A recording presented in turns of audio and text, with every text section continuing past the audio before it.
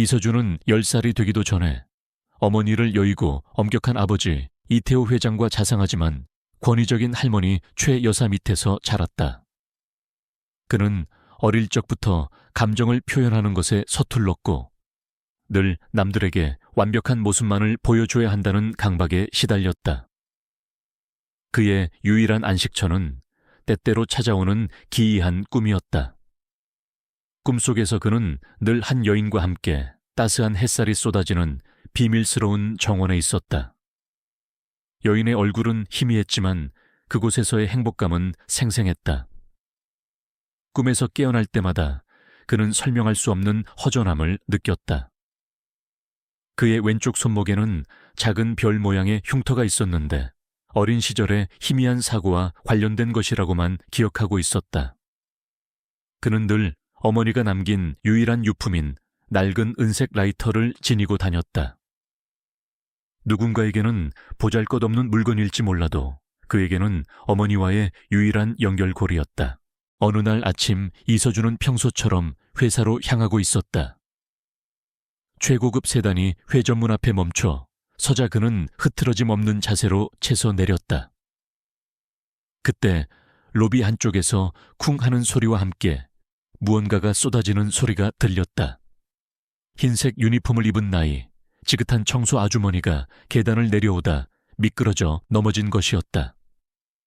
물이 가득 찬 양동이와 청소 도구들이 바닥에 뒹굴었고 아주머니는 무릎을 부여잡고 고통스러운 신음을 내뱉었다. 수많은 직원들이 출근 중이었지만 대부분은 아주머니를 힐끗 쳐다보고는 못 본 척 자신의 갈 길을 재촉했다. 몇몇은 혀를 차며 쯧쯧 했지만 누구 하나 선뜻 나서서 돕는 이는 없었다. 모두 바쁜 아침 시간에 지체하고 싶지 않은 듯했다. 이서준의 수행비서인 김 팀장은 안절부절 못하며 그의 눈치를 살폈다. 대표님, 괜찮으시겠습니까? 저희가 처리하겠습니다. 김 팀장은 황급히 다른 직원들을 불러 아주머니를 도우려 했다. 하지만 이서준은 김 팀장의 말을 무시하고 아주머니에게 다가갔다. 그의 얼굴에는 여전히 무표정이 감돌았지만 그의 발걸음은 망설임이 없었다. 그는 무릎을 꿇고 앉아 쓰러진 아주머니의 상태를 살폈다. 괜찮으십니까? 다치신 곳은 없으시고요. 그의 목소리에는 그답지 않은 온기가 스며들어 있었다. 이서준은 직접 엎어진 양동이를 바로 세우고 흩어진 청소 도구들을 주워 담았다. 그는 주머니에서 지갑을 꺼내 아무도 모르게 빳빳한 지폐 몇 장을 아주머니의 손에 쥐어주었다. 이걸로 병원에 꼭 가보세요. 그리고 다음부터는 조심하세요. 그는 짧게 당부하고는 다시 무표정하게 일어섰다. 청소 아주머니는 멍하니 이서준을 바라보았다. JS그룹의 냉철한 CEO가 자신을 직접 도왔다는 사실에 믿기지 않는 표정이었다. 그녀는 눈가가 촉촉해진 채 연신 고맙다고 인사했다. 김 팀장은 이서준의 의외의 행동에 놀랐지만 이내 빠르게 상황을 정리하며 그를 뒤따랐다. 이서준의 차가운 외모 뒤에 숨겨진 인간적인 면모를 아는 사람은 극히 드물었다. 그날 오후 JS그룹의 이사회가 열렸다. 수십억 달러 규모의 신규 해외 투자 프로젝트를 승인하는 자리였다. 회의실은 팽팽한 긴장감으로 가득했다. 이태호 회장은 엄격한 표정으로 회의를 주재했고 이서준은 프로젝트의 타당성에 대해 논리적이고 빈틈없이 설명했다. 모든 것이 순조롭게 진행되는 듯했다. 바로 그때였다. 회의실 문이 덜컥 소리를 내며 열렸다. 모두의 시선이 문으로 향했다. 문틈으로 삐죽 고개를 내민 것은 다름 아닌 작은 아이였다. 아이는 낡고 때 묻은 옷을 입고 있었고 헝클어진 머리카락 사이로 커다란 눈망울이 불안하게 흔들렸다.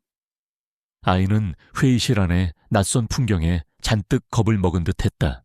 이서준은 아이의 갑작스러운 등장에 당황했지만 이내 짜증스러운 표정을 지었다. 누구 아이야, 당장 내보내. 그는 눈짓으로 김 팀장에게 아이를 내보내라고 지시하려 했다. 하지만 아이는 그의 눈빛을 보더니 무언가에 이끌린 듯 성큼성큼 그에게 다가왔다. 아이는 경비원들이 미처 맞기도 전에 이서준의 다리에 찰싹 달라붙었다. 그리고 고개를 들어 이서준을 올려다보더니 맑고 또렷한 목소리로 외쳤다. 아바. 회의실은 순간 정적에 휩싸였다. 모든 이사들과 투자자들의 눈이 휘둥그레졌다. 이태호 회장의 얼굴은 분노로 시뻘겋게 달아올랐다.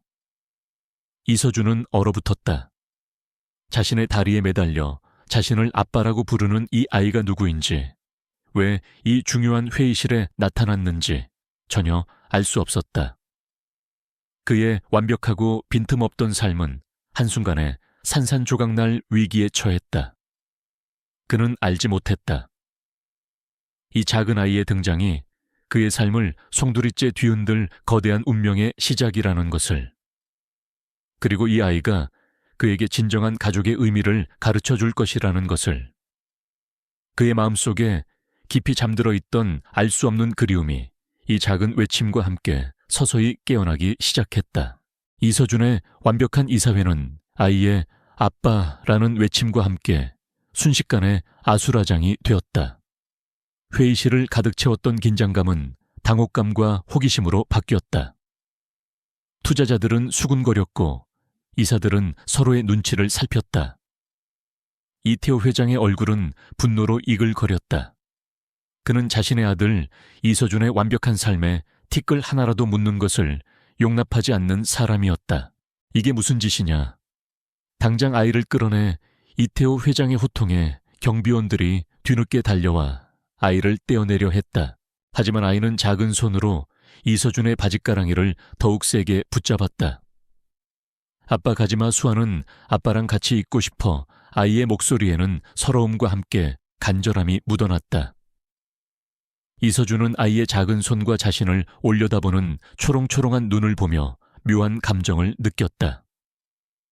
낯설지만 어딘가 모르게 끌리는 듯한 기분이었다. 바로 그때 회의실 문이 다시 열리며 한 여자가 뛰어들어왔다. 낡은 원피스 차림의 그녀는 숨을 헐떡이며 아이에게 달려왔다. 수아야, 괜찮아. 미안합니다. 정말 죄송합니다. 그녀는 아이를 품에 안고 허리 숙여 거듭 사과했다. 그녀의 이름은 김민지였다. 김민지는 4년 전 자신이 운영하는 작은 보육원 앞에서 이 아이, 이수아 리 수아빠 잔을 발견했다. 낡은 바구니에 담겨 버려진 수아의 옆에는 낡은 담요와 함께 낡은 은색 라이터가 놓여 있었다. 민지는 수아를 자신의 친딸처럼 돌봐왔고, 수아는 항상 꿈속에서 나타나는 남자를 아빠라고 부르며 그리워했다. 그리고 오늘 수아는 민지가 잠시 한눈을 파는 사이에 아빠를 찾으러 갈 거야 라며 사라진 것이었다. 민지는 수아가 말하던 아빠의 특징, 까만색 비싸 보이는 차, 높은 건물을 떠올리며 무작정 JS그룹으로 달려왔던 참이었다. 민지는 고개 숙여 사과하며 수아를 데리고 회의실을 나가려 했다. 그때 이태호 회장이 차가운 목소리로 김민지를 불러 세웠다. 잠깐, 이 아이가 누구의 아이인지 명확히 해명해야 할 것이다. 그리고 이 소란에 대해 책임져야 할 거야. 이태호 회장의 눈은 날카로웠다. 그는 JS그룹의 명예에 흠집을 낸 이 상황을 용납할 수 없었다. 김민지는 당황하여 어쩔 줄 몰랐다. 그녀는 수아를 보호해야 한다는 생각에 용기를 냈다. 이 아이는 제가 돌보는 아이입니다. 저희 보육원에서 왔습니다. 대표님과는 아무 관계도 없습니다. 그녀는 필사적으로 부정했지만 수아가 이서준을 아빠라고 부르는 모습이 너무나 분명했기에 누구도 그녀의 말을 믿지 않았다. 이서준은 복잡한 심정으로 김민지와 수아를 바라보았다. 수아는 민지의 품에 안겨 있었지만 이서준에게서 시선을 떼지 못하고 있었다. 그때 이서준의 눈에 수아의 손목에 있는 작은 별 모양의 흉터가 들어왔다. 그 흉터는 자신의 손목에 있는 흉터와 너무나 흡사했다. 그리고 수아를 발견했을 때 함께 있었다는 낡은 은색 라이터, 이서준은 주머니에서 자신이 늘 지니고 다니던 어머니의 유품인 은색 라이터를 꺼냈다. 두 라이터는 똑같았다. 희미하게 잊고 있던 어린 시절의 꿈, 그리고 그 꿈 속의 여인. 이서준의 머릿속이 혼란스러웠다. 회의는 중단되었고 이태호 회장은 이서준과 김민지 그리고 수아를 자신의 집무실로 불렀다. 집무실에는 이서준의 할머니인 최 여사, 마담 초이 도 와 계셨다.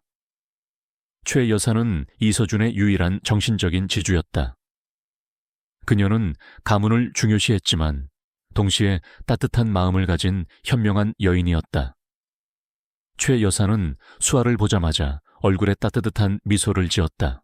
이태호 회장은 화를 사귀지 못했다. 이게 도대체 무슨 해명이지? 김민지 씨, 이 아이는 누구의 아이인가? 우리 서준이의 아이란 말인가? 김민지는 고개를 저었다. 아닙니다. 오해이십니다. 수아는 길에서 버려진 아이입니다. 저는 그저 아이를 돌봤을 뿐입니다. 그녀는 결백을 주장했지만 목소리는 떨렸다. 그녀는 JS그룹의 위압적인 분위기에 잔뜩 위축되어 있었다. 수아는 할머니의 무릎에 매달려 눈을 껌뻑였다. 그녀의 작은 손이 최 여사의 손을 꼭 잡았다. 할머니 아빠 찾아왔어. 수아의 순진한 말에 최 여사의 얼굴에 환한 미소가 번졌다. 최 여사는 수아의 머리를 쓰다듬으며 민지에게 물었다. 아이야, 너는 이 아이를 어디서 찾았느냐? 그리고 이 아이 옆에 이런 것이 있었느냐? 최 여사는 민지가 내민 낡은 은색 라이터를 유심히 살펴보았다. 민지는 그때의 상황을 자세히 설명했다. 수아의 손목에 있는 별 모양 흉터, 그리고 함께 발견된 낡은 라이터. 최 여사는 라이터를 받아들고는 이서준이 늘 지니고 다니던 라이터와 비교해 보았다. 두 라이터는 똑같은 디자인에 같은 연식을 가진 세상에 단 2개뿐인 맞춤 제작 라이터였다. 최 여사는 이 라이터를 이서준의 어머니, 즉 자신의 며느리가 결혼 전 이서준에게 선물했던 것이라는 것을 알고 있었다. 그녀는 알 수 없는 표정으로 이서준을 바라보았다. 이서준은 혼란스러웠다. 이태호 회장은 이 모든 것을 음모라고 단정지으며 당장 유전자 검사를 의뢰하고 김민지를 경찰에 신고하겠다고 으름장을 놓았다. 이것은 명백한 사기극이다. 서준이의 명예를 실추시키고 JS그룹을 흔들려는 음모야. 하지만 최 여사는 이태호 회장의 말을 가로막았다. 그녀는 수아를 품에 안고는 따뜻하게 미소 지었다. 아니 태호야, 이 아이는 우리 집안의 핏줄인 것 같구나. 내 직감이 그렇다. 그리고 이 아이 손목에 있는 저 별 모양 흉터는 우리 가문에 대대로 내려오는 특별한 징표란다. 최 여사는 이서준의 손목에 있는 별 모양 흉터와 수아의 흉터를 비교하며 말했다. 이서준은 자신의 흉터가 단순히 어릴 적 생긴 상처가 아니라 가문의 징표라는 말에 더욱 혼란스러웠다. 그는 자신의 뇌리에 스치는 희미한 꿈과 어린 시절의 기억들을 떠올렸다. 이 아이는 내 손녀딸이다. 최 여사는 단호하게 말했다. 그녀의 말은 이태호 회장의 분노를 한순간에 잠재웠다. 그녀는 이서준에게 말했다. 서준아, 너는 이 아이를 절대 외면해서는 안 된다. 이 아이는 너의, 그리고 우리 가문의 소중한 존재다. 최 여사의 말은 단순한 명령이 아니었다.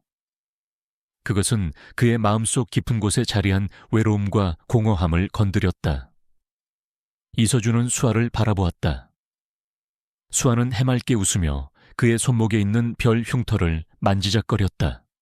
그 순간 이서준은 알 수 없는 따뜻한 감정을 느꼈다.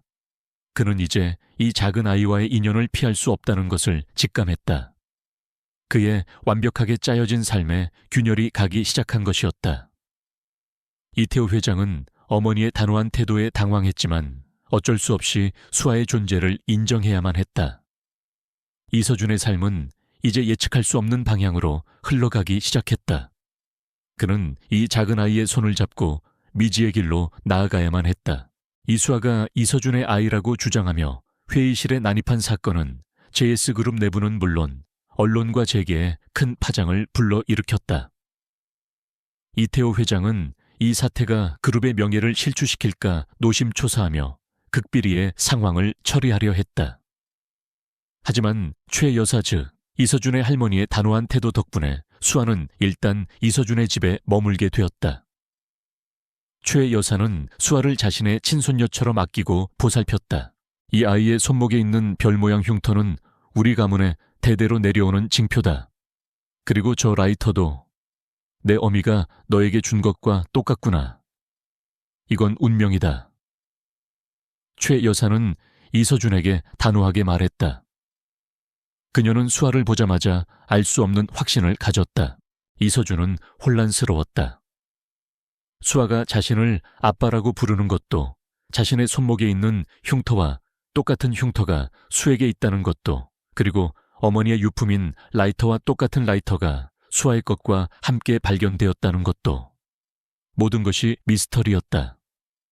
그는 김민지에게 수아의 어머니에 대해 자세히 물었지만 민지는 수아를 보육원 앞에서 발견했을 뿐 그녀의 친모에 대해서는 아는 바가 없다고 했다. 민지는 수아가 이서준을 아빠라고 부르며 매일 밤 그를 그린 그림을 보육원에서 자주 그렸다고 덧붙였다. 이태호 회장은 이 모든 상황을 믿지 않았다. 그는 김민지를 의심했고 수아가 이서준의 재산을 노리는 누군가의 계략이라고 생각했다. 그는 몰래 사립탐정을 고용하여 김민지와 수아의 배경을 파고들었다. 그의 목적은 명확했다. 수아가 이서준의 아이가 아님을 증명하고 이 상황을 완전히 정리하는 것이었다. 며칠 후 이태호 회장은 긴급 가족 회의를 소집했다. 이서준 최 여사, 김민지, 그리고 수아가 모두 모였다. 회의실의 분위기는 얼음장처럼 차가웠다. 이태호 회장은 냉철한 표정으로 서류 한 뭉치를 테이블에 던졌다. 이것 봐라. 김민지 씨의 신상 정보와 그동안의 행적, 그리고 이 아이에 대한 조사 결과다. 그는 김민지를 노려보며 말했다. 당신이 이 아이를 이용해 우리 JS그룹에 접근하려 한다는 사실을 모를 줄 알았나? 당신은 돈을 목적으로 우리 서준이에게 접근한 것이다. 김민지는 이태호 회장의 비난에 얼굴이 창백해졌다. 그녀는 필사적으로 자신을 변호했다. 아닙니다, 회장님. 저는 그런 적 없습니다. 저는 그저 수아가 계속 아빠를 찾아서 혹시나 하는 마음에 치라, 이번한 변명은 집어치워라. 모든 것이 당신의 계략이다.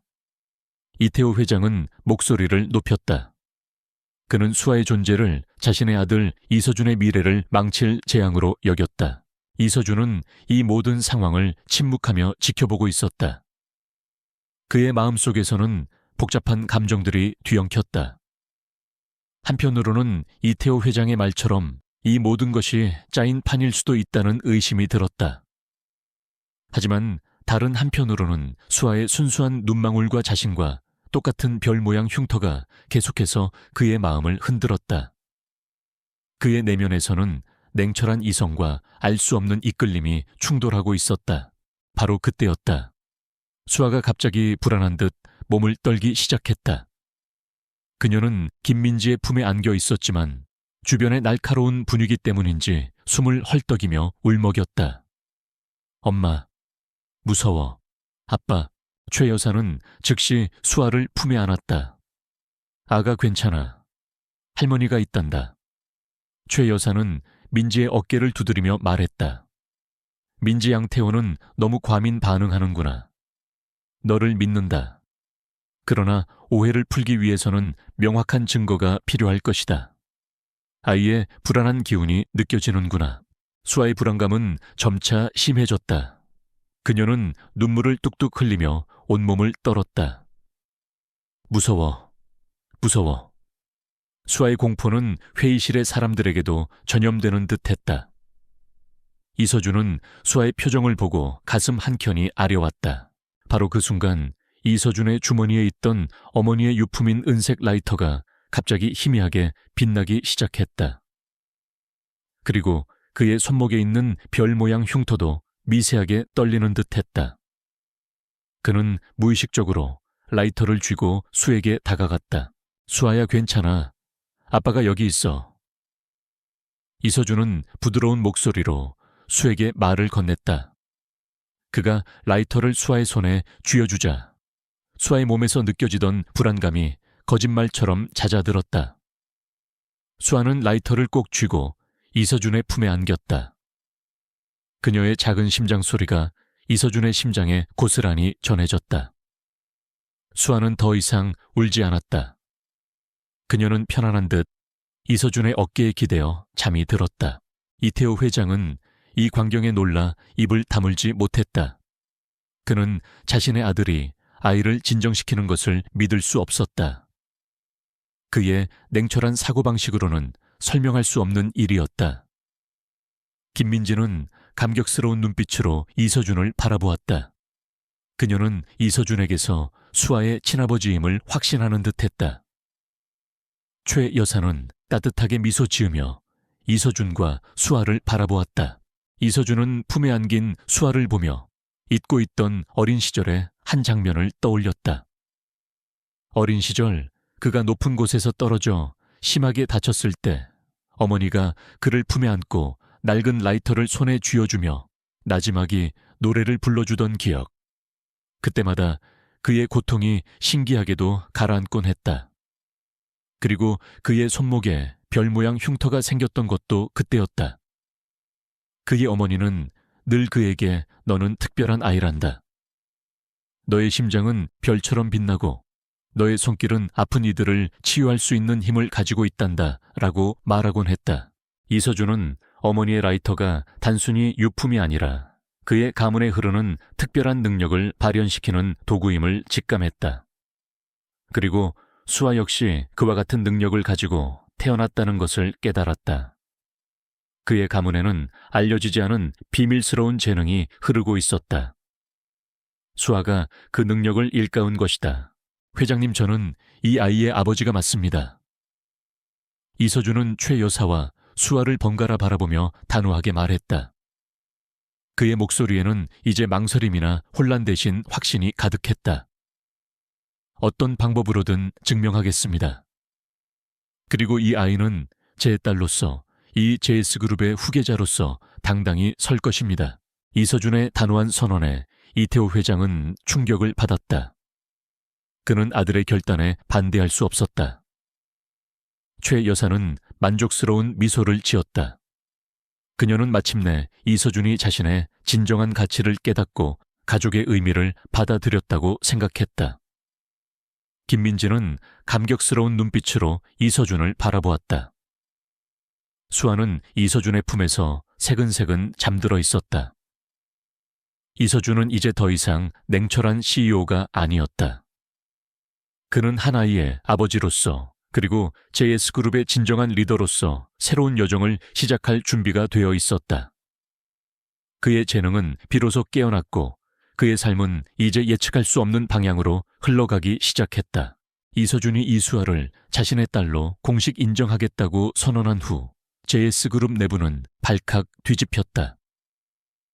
이태호 회장은 아들의 갑작스러운 변화에 당황했지만 한편으로는 집안 대대로 내려오는 별 모양 흉터와 라이터의 비밀에 대한 최 여사의 확신에 미묘한 혼란을 느꼈다. 그는 더 이상 대놓고 반대할 수 없었지만 여전히 수아의 존재를 불편해했다. 그는 이 모든 상황이 이서준의 완벽한 삶에 흠집을 낼까봐 불안해했다. 이서준은 수아를 JS그룹의 공식적인 후계자로 만들겠다고 선언하며 유전자 검사도 진행하겠다고 밝혀 언론의 이목을 집중시켰다. 이서준은 수아와 김민지에게 최고급 빌라를 제공하고 수아를 위한 전담 교육 프로그램을 마련했다. 수아는 이서준의 따뜻한 보살핌 속에서 점차 밝고 건강한 아이로 성장해갔다. 이서준은 퇴근 후 가능한 한 많은 시간을 수아와 보내려 노력했고 수아의 해맑은 웃음소리는 그의 차갑던 펜트하우스에 생기를 불어넣었다. 김민지는 수아의 곁에서 그녀를 돌보며 이서준의 삶에 자연스럽게 스며들었다. 그녀는 이서준이 수아를 대하는 진심 어린 태도에 깊은 감동을 받았다. 그러나 이태호 회장의 비서인 박수연 박수연은 이 모든 상황을 탐탁지 않게 여겼다. 박수연은 이서준의 오랜 비서이자 그를 향한 은밀한 감정을 품고 있었다. 그녀는 자신이 이서준의 가장 가까운 곳에서 그를 보필하며 언젠가 그의 삶의 파트너가 될 것이라고 믿어 의심치 않았다. 하지만 수아와 김민지의 등장은 그녀의 계획을 완전히 망쳐놓았다. 특히 이서준이 김민지와 수에게 보이는 따뜻한 모습은 그녀의 질투심에 불을 지폈다.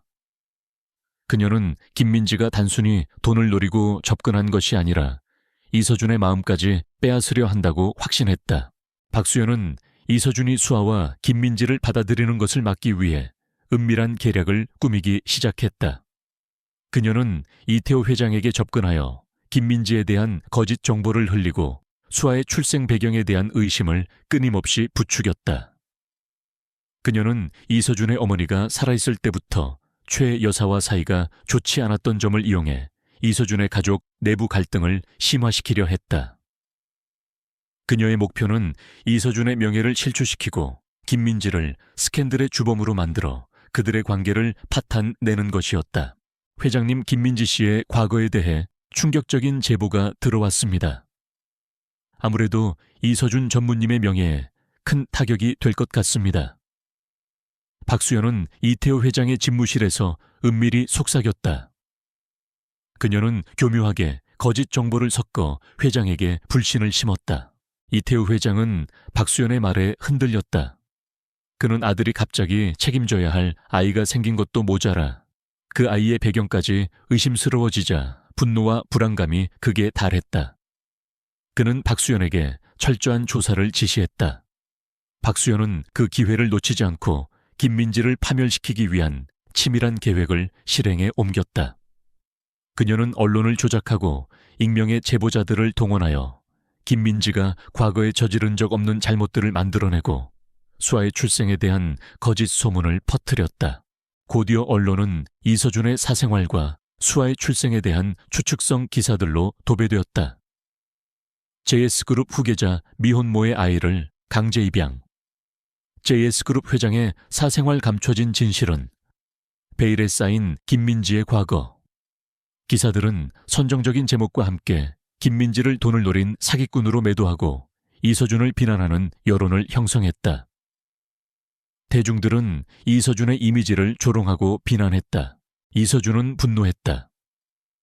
그는 즉시 변호사를 선임하고 언론을 상대로 법적 대응에 나섰지만 이미 퍼진 소문은 걷잡을 수 없이 확산되고 있었다. JS그룹의 주가는 하락했고 투자자들은 불안해했다. 이태호 회장은 이 모든 상황이 이서준의 결정 때문에 벌어졌다고 비난했다. 내가 처음부터 반대하지 않았느냐. 네 고집 때문에 JS그룹 전체가 위기에 처했다. 이태호 회장은 이서준을 몰아세웠다. 이서준은 지쳐갔다. 그는 이 모든 공격이 자신을 향한 것이 아니라 순수한 수아와 아무 잘못 없는 김민지를 향한 것이라는 사실에 더 큰 고통을 느꼈다. 그는 수아를 자신의 딸로 받아들이겠다고 선언한 이후 그 어떤 날보다 더 고독했다. 모든 언론과 세상이 그에게 등을 돌린 듯 했다. 그는 자신의 결정이 과연 옳은 것이었는지 의심하기 시작했다. 바로 그때 박수연은 치명적인 한 수를 두었다. 그녀는 JS그룹의 연례자선 갈라쇼에서 이서준이 직접 수아와 김민지를 대중 앞에 서도록 유도했다. 이 갈라쇼는 전 세계 주요 인사들과 언론이 참여하는 대규모 행사였다. 박수연은 이 자리에서 김민지의 조작된 과거와 수아의 불분명한 출생에 대한 결정적인 증거를 공개적으로 터뜨릴 계획을 세웠다. 그녀는 이를 통해 이서준의 이미지를 완전히 망가뜨리고 김민지를 사회적으로 매장하며 수아를 이서준의 삶에서 영원히 제거할 속셈이었다. 전무님, 이번 자선 갈라쇼에서 수아와 김민지 씨를 대중 앞에 소개하는 건 어떻습니까? 오히려 당당하게 모습을 보여주는 것이 루머를 잠재우는 데 도움이 될 겁니다. 박수연은 이서준에게 친절한 미소를 지으며 속삭였다. 그리고 제가 김민지 씨의 모든 자료를 준비해 두겠습니다. 이 자리에서 그녀의 진실을 밝히는 것이 중요합니다. 이서준은 박수연의 제안을 받아들였다. 그는 정면 돌파가 최선이라고 생각했다. 그는 김민지의 결백을 믿었고 수아를 보호해야 한다는 책임감을 느꼈다. 하지만 그는 박수연의 검은 속셈을 알지 못했다. 그는 자신의 어깨에 무거운 짐을 짊어진 채 혼자서 이 모든 것을 감당해야 한다고 생각했다. 갈라쇼 당일 이서준은 수아와 김민지와 함께 대기실에 앉아 있었다. 수아는 화려한 드레스를 입고 있었지만 긴장한 듯 이서준의 손을 꼭 잡고 있었다. 김민지 역시 불안한 표정이었다. 무대 아래에서는 수많은 카메라 플래시가 터지고 기자들의 웅성거림이 들려왔다. 이서준은 이 모든 압박감을 홀로 견뎌야 했다. 그의 주변에는 그를 진정으로 믿어주는 사람도 그에게 용기를 불어넣어 줄 사람도 없는 듯했다. 심지어 최 여사조차 이태호 회장의 압력 때문에 참석하지 못했다. 이서준은 자신의 결정이 과연 옳았는지 다시 한번 회의감이 들었다. 그의 완벽한 삶은 이 작은 아이의 등장으로 송두리째 흔들리고 있었다. 그는 이제 모든 것을 걸고 이 싸움에 뛰어들어야만 했다. 그는 자신이 이 시험대 위에서 고독하게 싸워야 한다는 것을 알고 있었다. 그의 손에 쥐어진 어머니의 낡은 은색 라이터가 차갑게 느껴졌다. 그의 이성은 지금 상황을 어떻게 헤쳐나가야 할지 알려주지 않았다. 그저 그의 심장이 수아를 보호해야 한다는 강렬한 본능으로 뛰고 있을 뿐이었다. 자선 갈라쇼의 화려한 조명 아래 이서준은 수아와 김민지와 함께 무대 중앙으로 걸어 나갔다. 수많은 카메라 플래시가 터지고 수백 명의 시선이 그들에게 꽂혔다. 이서준은 겉으로는 침착해 보였지만 그의 심장은 격렬하게 뛰고 있었다. 그의 옆에 선 수아는 작은 손으로 그의 코트를 꼭 움켜쥐었고 김민지의 얼굴에도 불안감이 역력했다. 사회를 맡은 유명 아나운서는 능숙하게 분위기를 띄웠다. 자, 이제 JS그룹 이서준 전무님과 그의 가족을 모시겠습니다. 이서준이 마이크 앞에 섰다. 그는 굳은 표정으로 객석을 둘러보았다. 아버지 이태호 회장은 가장 앞줄에 앉아 차가운 시선으로 그를 응시하고 있었다. 그의 뒤에는 박수연이 만족스러운 미소를 지으며 서 있었다. 이서준은 박수연의 눈빛에서 그녀의 승리감을 읽었다. 그는 자신의 어깨에 놓인 거대한 압박감을 느꼈다. 여러분, 이서준이 입을 열었다. 그의 목소리는 낮게 깔려 있었지만 흔들림이 없었다. 그는 연설문을 준비했지만 지금 이 순간 그는 자신의 진심을 이야기해야 한다는 것을 직감했다. 바로 그때 박수연이 무대 뒤쪽에서 미리 준비한 대형 스크린을 작동시켰다. 스크린에는 단독 폭로 JS그룹 이서준 전무에 숨겨진 사생활이라는 자극적인 헤드라인과 함께 김민지의 과거를 조작하고 수아의 출생을 비하하는 내용의 기사들이 연이어 떴다. 박수연은 마이크를 잡고 속삭였다. 전무님, 이 모든 것은 사실이 아닙니다. 저 김민지 씨의 악랄한 계략을 밝히셔야 합니다. 그녀는 이서준이 이 조작된 기사들을 바탕으로 김민지를 비난하게 만들 계획이었다. 강당하는 순식간에 술렁거렸다. 기자들은 카메라 플래시를 더욱 격렬하게 터뜨렸고 웅성거림은 점차 커져갔다. 이태호 회장의 얼굴은 분노로 일그러졌다. 그는 이서준이 이 위기를 어떻게 헤쳐나갈지 불안하게 지켜보았다. 이서준은 스크린에 비친 화면을 힐끗 보았다. 그의 눈에 분노의 빛이 스쳤다. 그는 박수연의 음모를 직감했다. 그는 마이크를 든 손에 힘을 주었다. 바로 이 순간 그는 혼자였다. 그 누구도 그를 도울 수 없었다. 그가 선택할 수 있는 길은 오직 하나 진실을 밝히는 것이었다. 이 모든 기사는 이서준이 말을 이으려 할 때였다. 갑자기 수아가 이서준의 품에서 뛰쳐나와 스크린을 향해 손가락을 가리켰다. 아빠, 저거. 수아 아빠 아니야. 수아의 목소리는 작았지만 강당의 모든 사람들에게 선명하게 들렸다.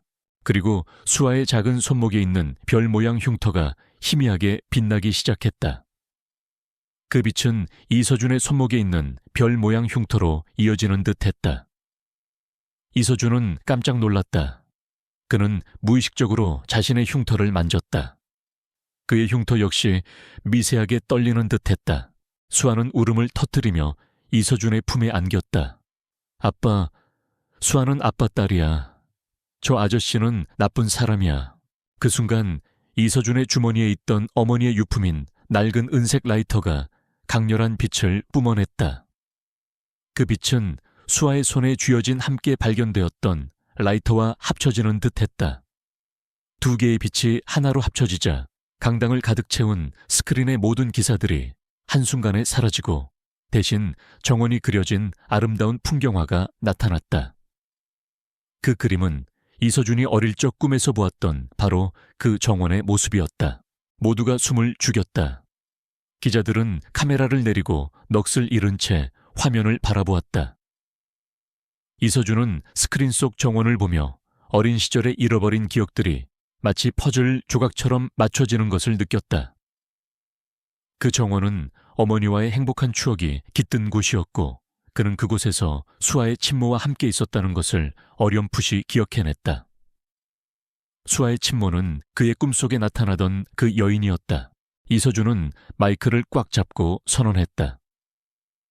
여러분, 오늘 이 자리에 계신 많은 분들이 저의 사생활과 JS그룹에 대한 오해를 가지고 계실 줄 압니다.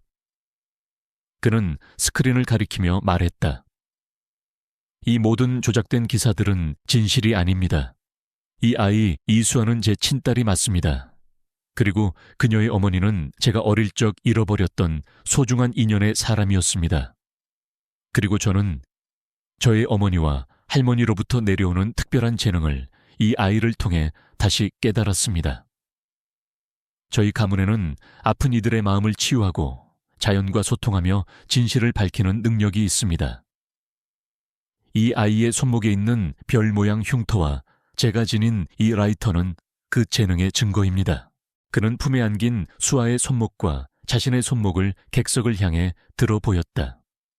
두 개의 별 모양 흉터가 동시에 빛을 발하자 강당의 공기가 따뜻하게 변하는 듯했다.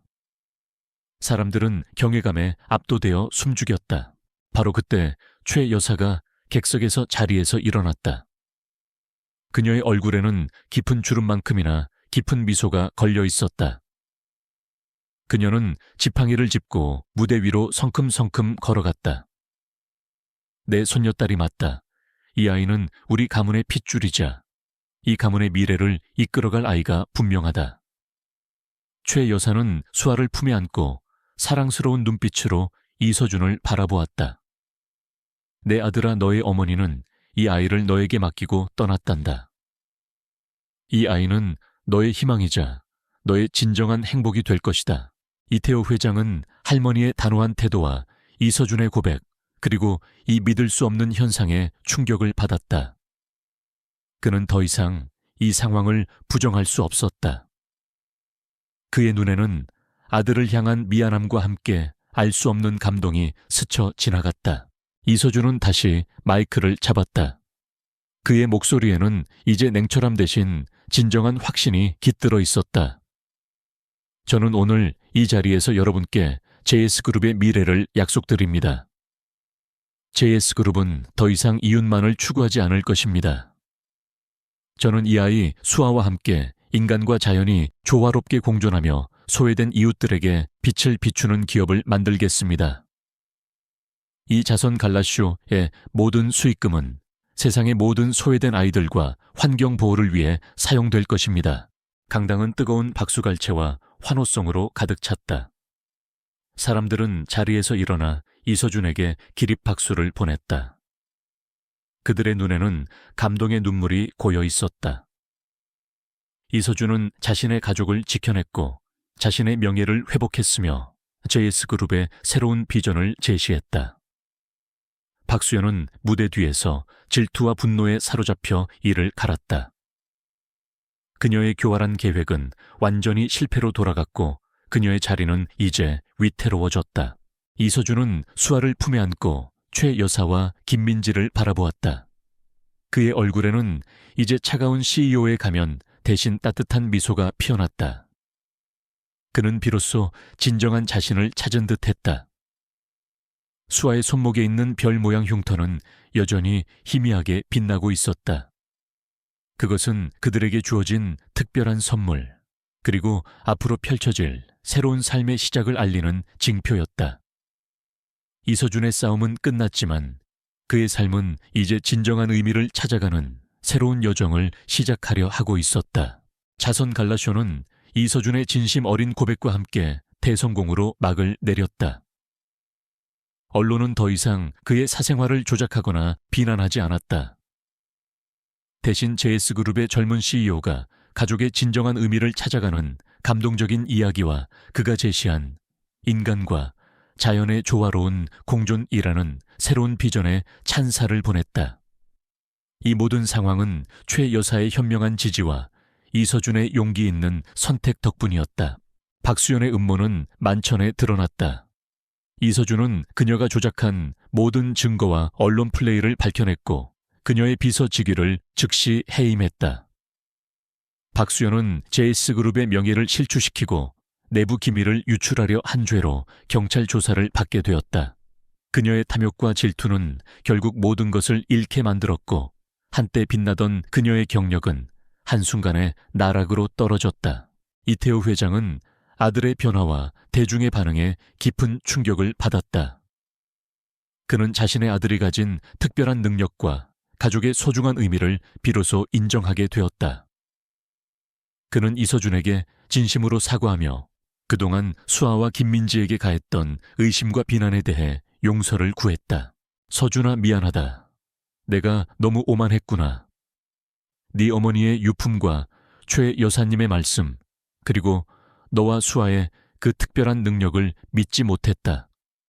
가족의 진정한 가치를 외면하고 오직 회사의 명예와 이윤만을 쫓았구나. 이태호 회장의 목소리에는 깊은 후회와 함께 아들을 향한 미안함이 묻어났다. 그의 차갑던 눈빛은 이제 따뜻한 이해심으로 바뀌어 있었다. 이서준은 아버지의 진심 어린 사과를 받아들였다. 아버지, 괜찮습니다. 저 또한 수아를 통해 많은 것을 배웠습니다. 아버지가 저에게 주신 이 모든 기회 덕분에 제가 여기까지 올 수 있었습니다. 이서준은 아버지의 손을 잡았다. 그들의 관계는 비로소 진정한 부자 관계로 거듭났다. 강민주는 신화그룹의 경영 철학을 완전히 바꾸었다. 그는 이윤만을 추구하던 과거의 방식에서 벗어나 지속 가능한 발전과 자연과의 공존을 최우선 가치로 삼겠다고 발표했다. 그는 이슬기에게 진심으로 고개 숙여 사과하며 그녀의 지혜와 통찰력이 신화그룹의 미래를 위한 등대라고 말했다. 이서준은 JS그룹의 경영 방침을 전면 수정했다. 그는 인간 중심의 경영과 사회적 책임을 강조하며 그룹 내에 미래 세대 행복기금 낯을 설립했다. 이 기금은 보육권과 소외계층 아동들을 지원하고 친환경 기술 개발에 투자하며 자연보호 캠페인을 적극적으로 추진하는 데 사용될 것이었다. 이서준은 김민지에게 이 기금의 운영을 총괄해달라고 제안했다. 민지 씨, 당신은 수아를 키우며 누구보다 진정한 사랑과 희생을 보여주었습니다. 당신이라면 이 기금을 가장 올바르게 운영할 수 있을 겁니다. 그리고 수아 곁에서 계속 그녀를 보살펴 주십시오. 당신은 이제 저희 가족의 소중한 일원입니다. 이서준의 제안에 김민지는 감격의 눈물을 흘렸다. 그녀는 망설임 없이 제안을 받아들였다. 수아는 이서준의 사랑과 가족들의 보살핌 속에서 밝고 건강하게 자라났다. 그녀는 이서준을 아빠라고 부르며 따랐고 이서준 역시 수아를 자신의 삶의 가장 소중한 존재로 여기게 되었다. 이서준은 아무리 바빠도 매일 밤 수에게 책을 읽어주고 함께 잠이 들었다. 그의 차갑던 펜트하우스는 이제 수아의 웃음소리로 가득 찬 따뜻한 집이 되었다. 최 여사는 이 모든 변화를 흐뭇하게 바라보았다.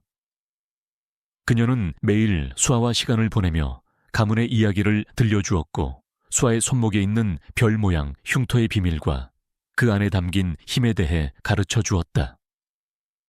최 여사는 이서준에게 말했다. 서준아, 너는 이제 더 이상 혼자가 아니란다. 너의 옆에는 너를 믿고 사랑하는 가족이 있고 너의 뒤에는 너를 지지하는 사람들이 있다. 너는 진정한 행복을 찾았구나. 어느 맑은 날 오후 이서준은 수아와 함께 JS그룹이 후원하는 고아원을 방문했다. 수아는 해맑게 아이들과 어울려 놀았고 이서준은 따뜻한 눈빛으로 그 모습을 지켜보았다. 한 아이가 이서준에게 다가와 작은 손을 내밀었다. 아저씨, 저도 아빠가 될 수 있어요. 이서준은 그 아이의 손을 잡고 부드럽게 말했다. 그럼요.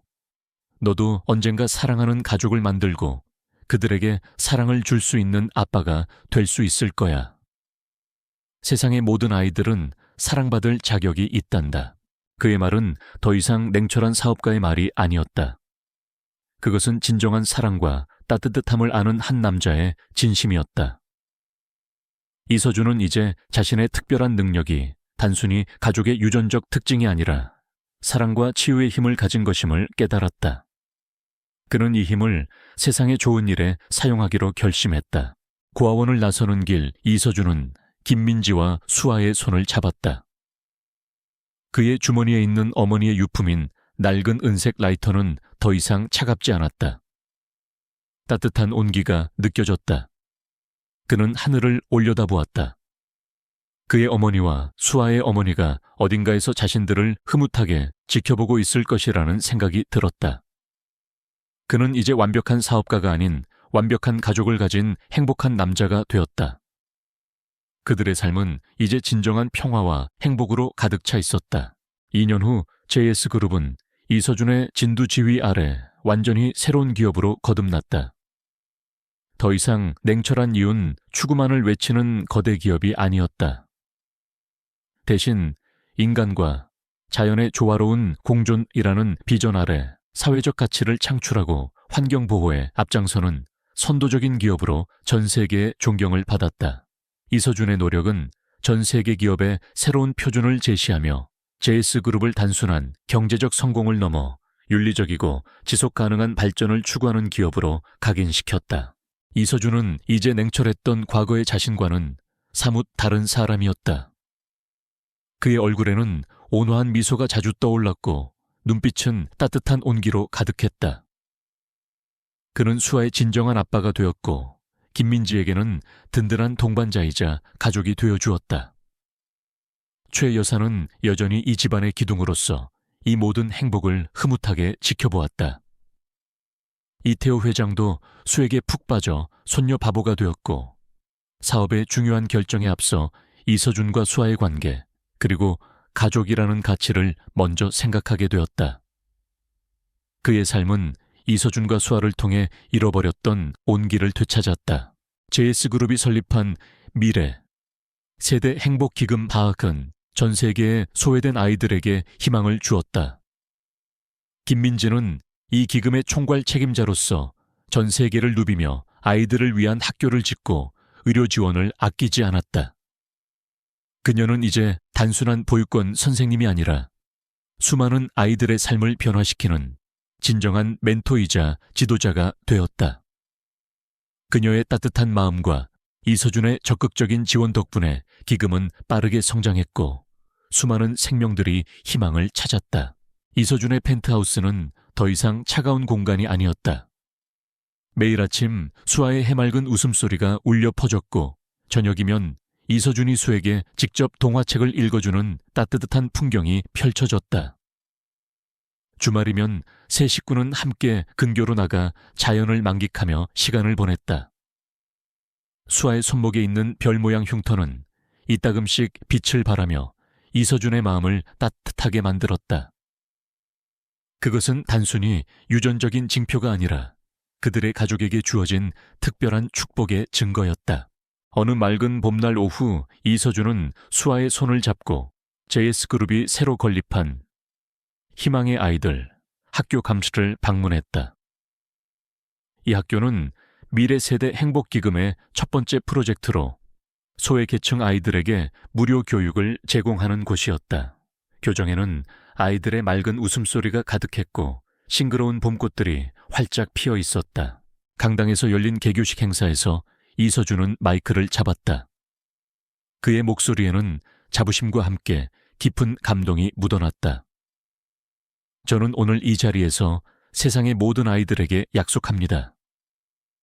JS그룹은 앞으로도 모든 아이들이 꿈을 꾸고 그 꿈을 펼칠 수 있도록 최선을 다할 것입니다. 저는 저의 딸 이수아를 통해 진정한 사랑의 가치를 배웠습니다. 그리고 이 사랑을 세상의 모든 아이들과 나누고 싶습니다. 수아는 이서준의 옆에 서서 해맑게 웃고 있었다. 그녀의 작은 손이 이서준의 큰 손을 꼭 잡았다. 그때 한 여자아이가 수에게 다가와 작은 손목을 보여주었다. 그 아이의 손목에도 수아와 비슷한 별 모양의 흉터가 있었다. 수아는 눈을 동그랗게 뜨고 그 아이를 바라보았다. 이서준은 그 아이의 손목에 있는 흉터를 보고 놀랐다. 자신의 가문에만 대대로 내려오던 특별한 징표가 다른 아이에게도 있었다는 사실에 그는 알 수 없는 감동을 느꼈다. 어쩌면 세상에는 그들의 예상보다 더 많은 특별한 존재들이 있을지도 모른다는 생각이 들었다. 이서준은 아이의 손을 잡고 부드럽게 말했다. 이 흉터는 특별한 힘을 가지고 있단다. 이 힘으로 너는 아픈 이들의 마음을 위로하고 세상을 더 아름답게 만들 수 있을 거야. 개교식이 끝나고 이서준은 김민지와 수아의 손을 잡고 학교 정원을 거닐었다. 정원 한쪽에는 수아가 직접 심은 작은 나무가 무럭무럭 자라고 있었다. 그 나무는 마치 수아의 성장처럼 튼튼하고 생명력이 넘쳤다. 여보, 오늘 정말 멋있었어요. 김민지가 이서준에게 속삭였다. 그녀의 눈빛에는 깊은 존경과 사랑이 담겨 있었다. 이서준은 김민지의 손을 잡고 그녀의 이마에 입을 맞추었다. 당신 덕분이에요, 민지 씨. 당신과 수아 덕분에 저는 비로소 진정한 행복이 무엇인지 알게 되었습니다. 저 멀리서 최 여사가 이태호 회장과 함께 그들을 향해 걸어왔다. 최 여사의 얼굴에는 환한 미소가 가득했다. 그녀는 손녀 수아의 해맑은 웃음소리를 들으며 내 생전에 이런 행복을 누릴 줄이야 하고 중얼거렸다. 이태호 회장 역시 수아의 작은 손을 잡고 다정하게 이야기하는 모습은 이제 더 이상 낯선 풍경이 아니었다. 가족이라는 이름 아래 모든 벽이 허물어지고 진정한 사랑과 평화가 싹트고 있었다.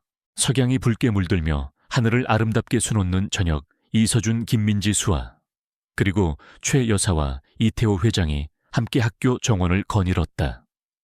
그들의 모습은 한 폭의 그림 같았다. 수아는 아빠 이서준의 손을 잡고 해맑게 뛰어놀았고 그녀의 웃음소리는 봄바람을 타고 멀리 퍼져나갔다. 이서준의 주머니에 있는 어머니의 낡은 은색 라이터는 따뜻하게 빛나고 있었다. 그것은 그의 어머니가 남긴 유품이자 이제는 그들의 가족에게 주어진 새로운 희망의 상징이 되었다. 그들의 앞날은 늘 아름다운 노을처럼 따뜻하고 희망으로 가득할 것임을 암시하며 이야기는 마무리되었다. 여러분, 오늘 이야기는 어떠셨나요? 이서준과 수아, 그리고 김민지의 이야기가 여러분의 마음에 작은 울림을 주었다면 영상에 좋아요를 누르고 댓글로 여러분의 감상을 공유해 주세요. 그리고 앞으로도 저희 채널에서 더 많은 감동적인 이야기를 만나보고 싶으시다면 구독과 알림 설정 잊지 마세요. 여러분의 따뜻한 관심과 사랑이 저희에게 큰 힘이 됩니다. 다음 영상에서 또 만나요. 이서준은 펜트하우스의 넓은 식탁에 홀로 앉아 저녁을 먹었다. 나이프와 포크가 접시 위에서 부딪히는 소리만이 텅 빈 공간에 울려 퍼졌다. 창밖으로는 서울의 화려한 야경이 끝없이 펼쳐져 있었지만 그 불빛들은 그의 내면의 공허함을 더욱 도드라지게 만들 뿐이었다.